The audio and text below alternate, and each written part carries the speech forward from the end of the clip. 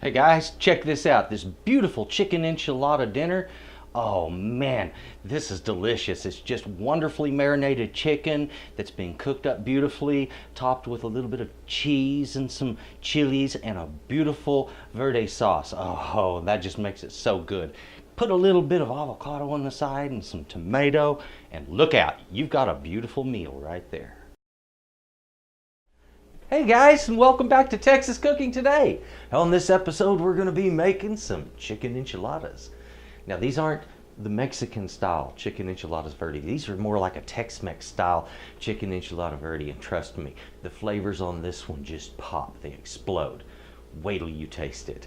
I'll tell you what, come over this way. Let's check out these fabulous ingredients that we have and make the best tasting chicken enchilada that you've ever eaten in your life.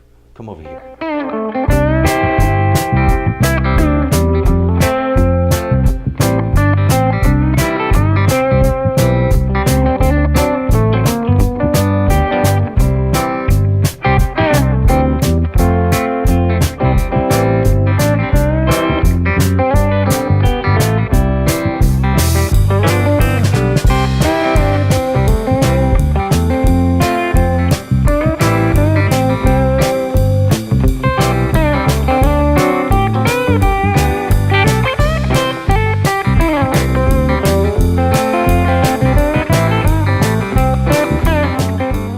Guys, let's go over our fantastic ingredients. This is a chicken enchilada verde, or you can call it a green chili chicken enchilada. Either way, delicious is what we have going on here. Now, I've got some chicken right here. This is a single boneless, skinless breast. I have left this one in some plastic packaging. It has been frozen and I just thawed it out, and I like to leave it in this because I can pound it out in this. I'm going to have to make this a lot thinner, and I'll show you how to do that. If yours is already out of a package, we're going to be using a Ziploc bag to pound yours, okay? Other ingredients that we have here, the marinade for the meat. This is important. We're going to need some lime juice, some salt. This is Tabasco, Chipotle Tabasco brand sauce. Now, I normally don't ever tout brands, but honest to God, that is the best Chipotle sauce I've ever tasted.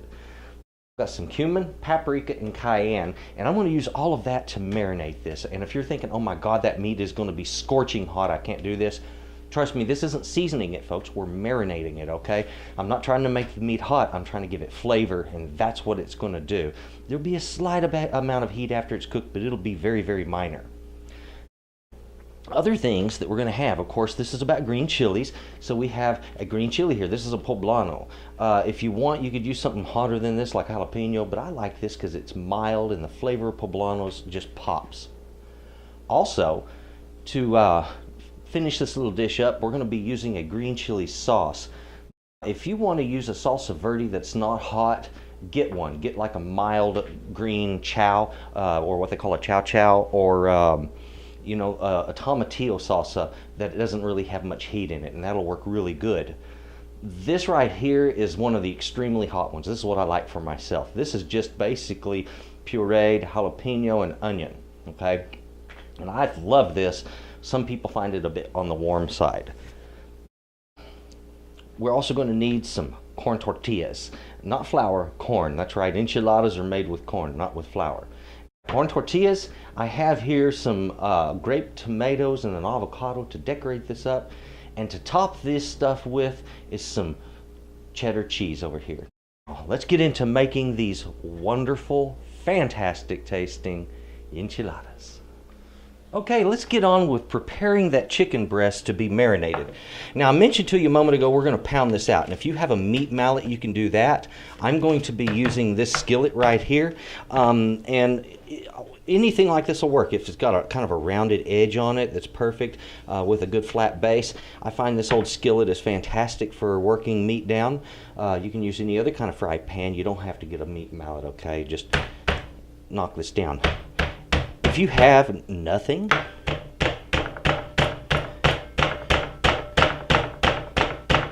chicken's pretty tender. You can do it with your hand.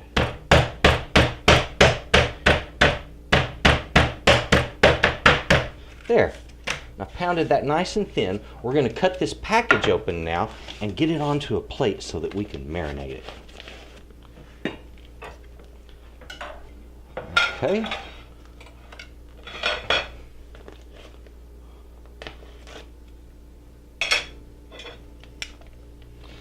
Again, if you don't have your meat already in a bag like this, just use a Ziploc baggie, put your breast in it, and go at it the exact same way.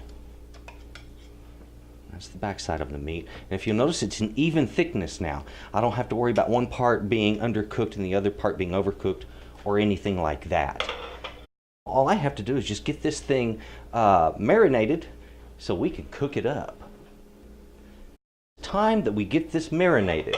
And as I mentioned before, this is not spicing, this is marinating, so you don't have to worry about how much of these really hot items we use, because most of that's going to get washed off, and you'll see what I mean. We're going to start with our lime juice, and I want to just drizzle the lime juice over the chicken, get it nice and wet with it, and do the same thing with my Tabasco. Now this isn't regular Tabasco sauce, and it's not nearly as hot as their original brand sauce. This chipotle sauce that they put out is divine, and it's not really that hot. I mean, oh, and the chipotle richness is just off of the hook good on that one. So we get our wet items on the chicken first, hit it with a nice coating of salt. You can be a little generous on that. Remember, that's going to get washed off, but it will make the liquid heavier, and it will be more prone to push that liquid and those flavors into the meat that way. So I'm going to start with the cumin. Get a little cumin on here.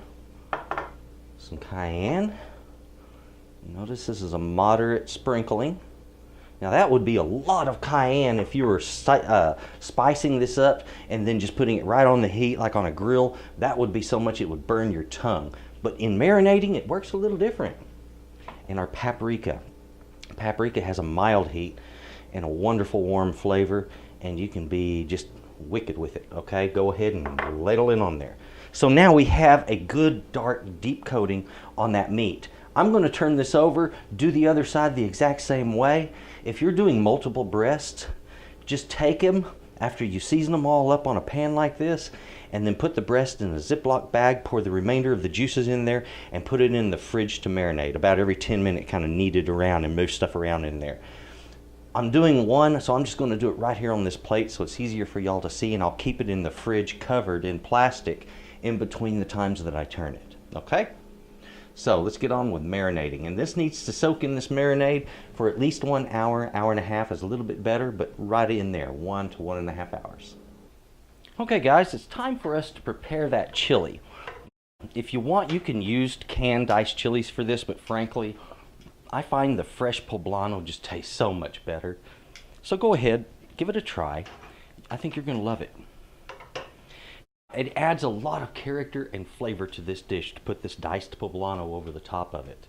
So I think it's a nice addition, definitely something you should look at.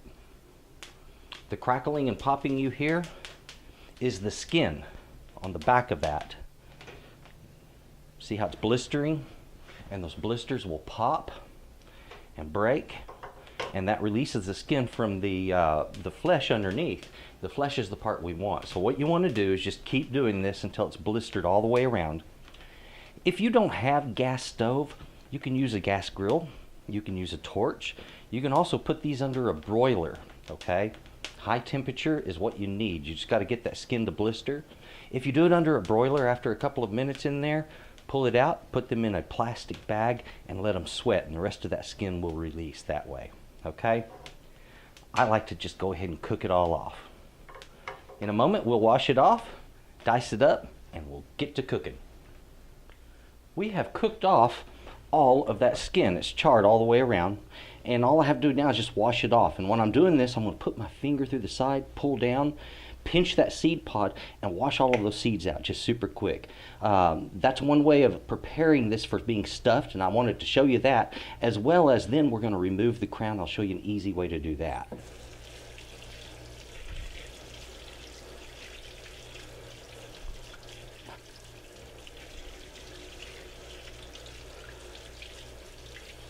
So if you ever want to take one of these and stuff it, I can't believe I said stuff it. Okay, anyway, if you wanted to take one of these and stuff it, bake it, fry it, grill it, then this is the way you prepare it for that. Okay, what I do, push the finger down through the side and pull down. You see it gives me a slit, and in the top there is my seed pod. All I have to do is just pinch that seed pod. The seed pod breaks loose along with most of the seeds. Now on the side sometimes there'll be a vein. Never pull down on that. Tug up and snap it off. Those seeds will now wash out freely. A little left there. There we go. That's how you prepare it to be stuffed. Okay, that guy's ready to fill up and do whatever we want with. Now if you want to crown it, it's just as simple as peel back the sides from the crown. There we have it. Now it's ready to be sliced. Okay, sliced, diced, whatever you want to do, or just leave it flat and put it on a burger or something like that. There you go, poblano 101. Let's go ahead and get this poblano all cut up to dice. First I want to give it a long slice like that to half it, flattens it a little more. And then I just want to make some nice strips. Now I want these strips to be about 3/8 of an inch wide, and the dice I want to be about 3/8 of an inch square, for the most part. If you notice, when I'm slicing, first of all I'm pinching my blade, choking up on that handle. See these fingers, how they're curved under when I'm doing this? The tip of the thumb here is behind my fingers here. Okay, and my fingers are curved under so that I don't hit the end of them with that sharp edge. Okay, so always use the proper techniques and you'll save yourself a lot of pain.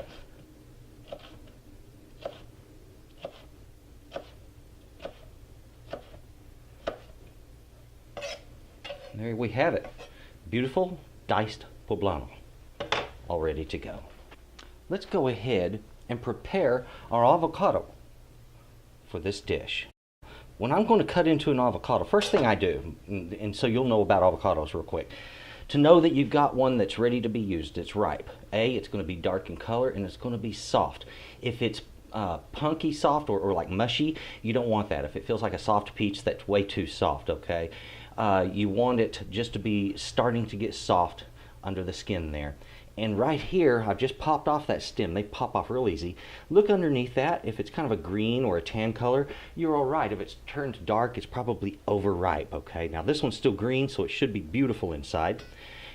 When I slice into this, the first thing I'm going to do is hit that pit. Boom, I just hit it. I'm going to roll my knife forward over the top of this, and then I'm going to rotate the whole thing around just like that. Sometimes like this, it's not perfect, but guess what? That's not going to hurt a thing, okay? Let's remove the pit from this. And to do this, the easiest way I know of is to simply drive the edge of my knife straight into it and then twist and it pops right out. You could spoon it out if you want, or if you want you can lay it flat on the cutting board and do it this way if you don't feel too safe with your knife yet. So, boom, there, it's out. A gentle rake on the edge of the sink knocks it off. Let's go ahead and pull back on this skin. There we go.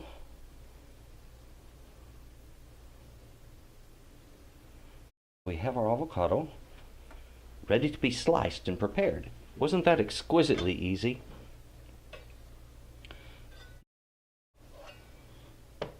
I want to have a series of beautiful little thin slices that I'm going to fan out.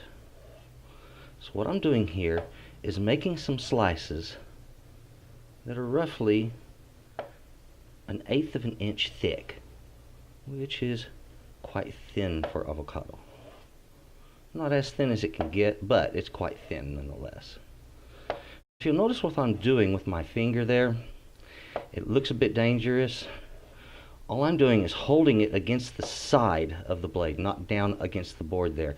And I'm keeping the food from sliding back is all I'm doing. Keeping that edge of the knife in contact with that board. I want to take those slices and kind of align them like so. Flip them.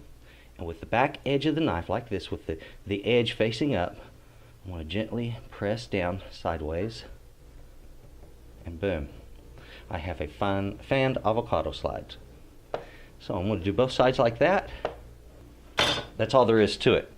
We have our avocado ready to go on the plate. I have a pan heating, and I want to heat this over a medium to medium high heat. And as soon as my pan gets good and hot, I'm going to hit it with a little oil, and I'm going to take my meat here and I'm going to put it right down in there. One thing I mentioned to you before, that this wasn't seasoning, it's marinating. So let me push some of that heavy seasoning to the side. There we go. And this may seem redundant, but we're going to give it a light hit with salt. Just remember, most of the rest of that is all washed into that liquid. As soon as this is hot, this side down, and then basically, because of all the moisture on this, we're not actually searing or frying. It's actually more like a poaching action. So, you know, when you're cooking this way, I'm not looking to get brown. I'm simply looking to get done, okay? Nice little bit of wine.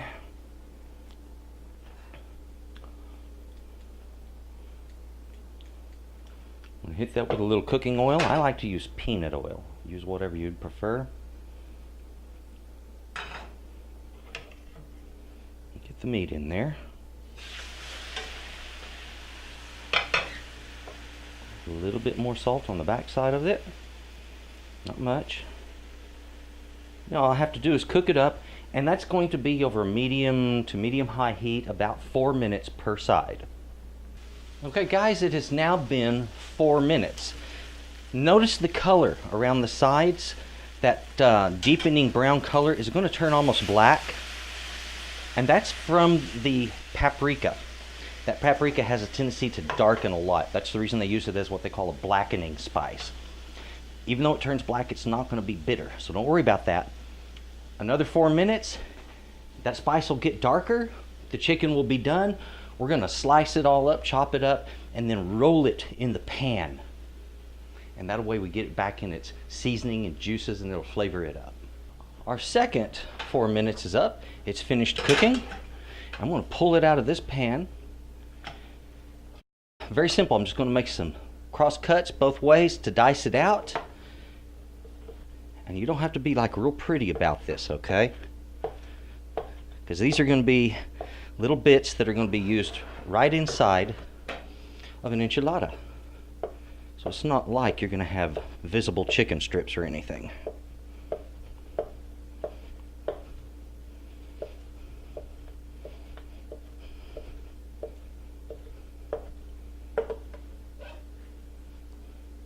Right back into that pan. There's just a little bit of residual heat in there. It's not going to hurt a thing. There we go. A little bit to taste. Delicious. Roll it in that pan a little bit. Yummy.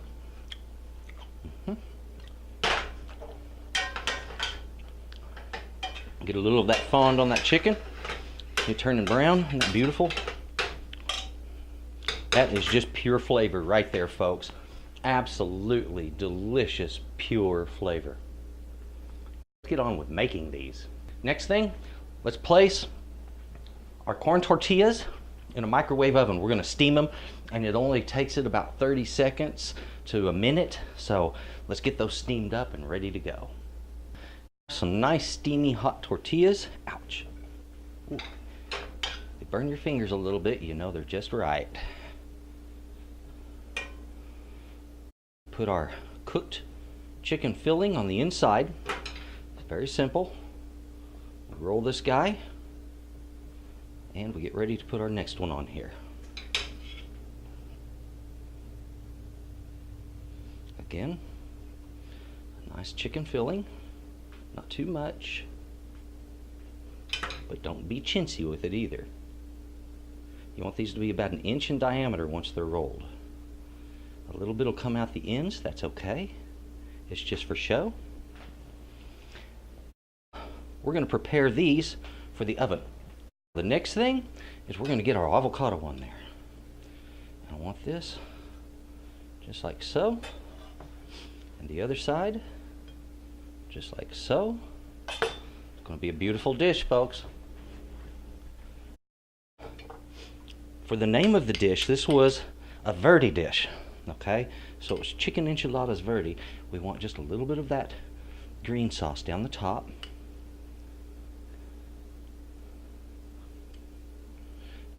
Earlier, I told you that the marinade isn't going to really make it that hot. Well, if you're using an all jalapeno Verde sauce like this, that will make it hot. Next, some cheese for the top of this. Oh yeah. And I want it covered well.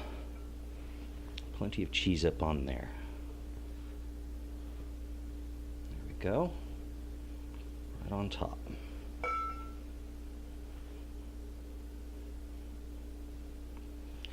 Next thing, this needs to go into our oven. Right there. There's my fresh chilies. Right on top. Excellent. All I have to worry about is simply melting that cheese off. So let's get it under a broiler and do just that. I'm going to want a couple of little grape tomatoes to decorate off the top of those avocado. And so let me fish out a couple of good sized ones here. That one's kind of small. What I want to do, very gently slice these.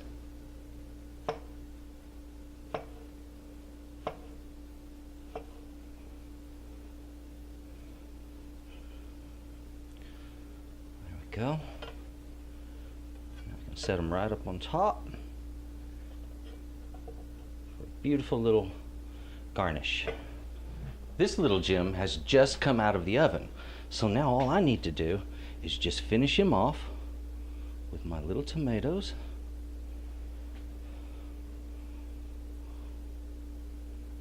There we go. There we are. All done. That dish is ready to serve, and it is beautiful. Well, hey, that's not that hard, is it? Check this out, guys. Absolutely beautiful chicken enchiladas. Oh, it doesn't get much better than this. Delicious. One thing that has to be done, though. Right here, right now.